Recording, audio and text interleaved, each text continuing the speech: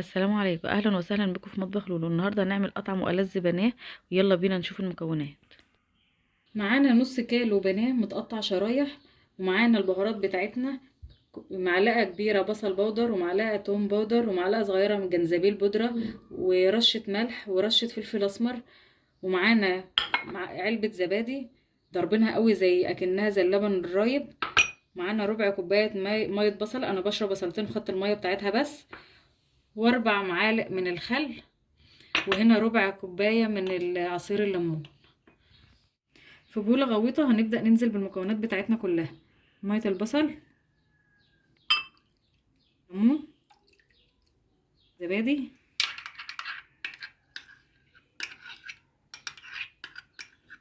بهارات. نبدأ نخلطهم مع بعض كده.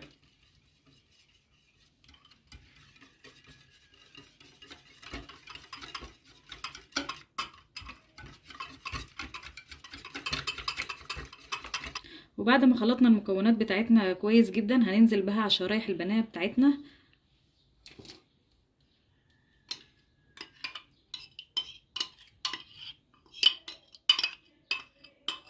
وهنقلبها كويس جدا علشان البانيه بتاعنا ده يتشرب من التتبيله كويس.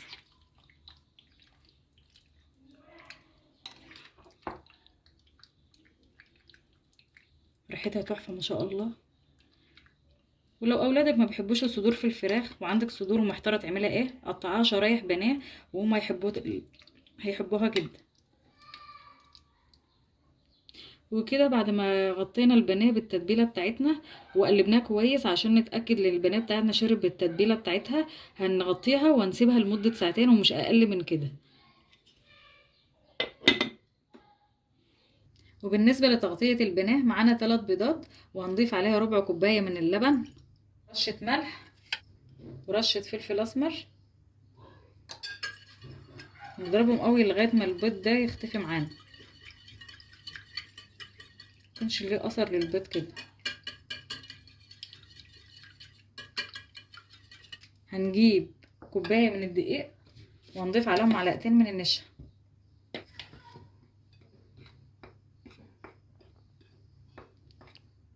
وانا حشت التتبيله من على البانيه بتاعنا علشان ما نيجي نحطه على الدقيق ما يكونش معجن. هناخد الاول قطعه كده نحطها على الدقيق بس، هتاخد بس طبقه من فوق وطبقه من تحت، حاجه بسيطه.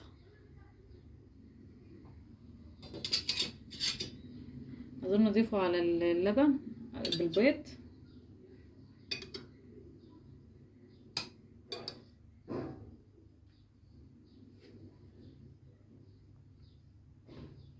بعدين ناخده على البقسماط.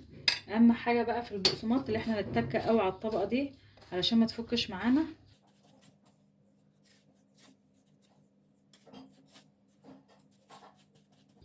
تضغطوا قوي كده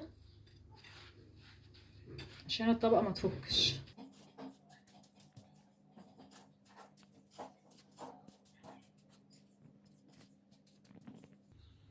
بالشكل ده نحطه على الصينيه.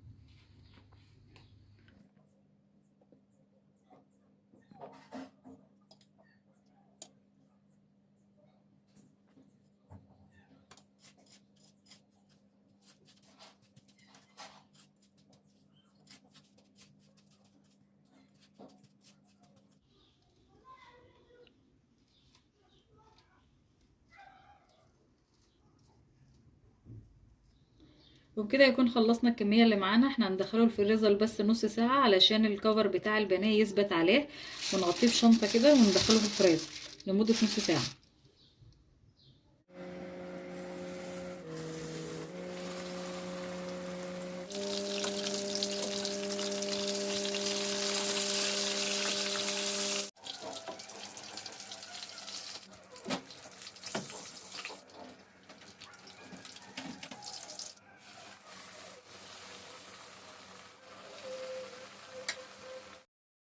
وبكده خلصنا البانيه المقرمش معانا. تعالى يلا مع بعض نفتح واحده. هي جميله ما شاء الله، مقرمشه من بره وجوسي وطريه من جوه جدا. وشوفوا الطبقه متماسكه عليها وما وقعتش خالص، والزيت بتاعنا كان نضيف. وجربوها وهتدعولي. ولا اول مره تشوفوني ما تنسوش الاشتراك وتفعيل الجرس عشان يوصلكوا كل جديد.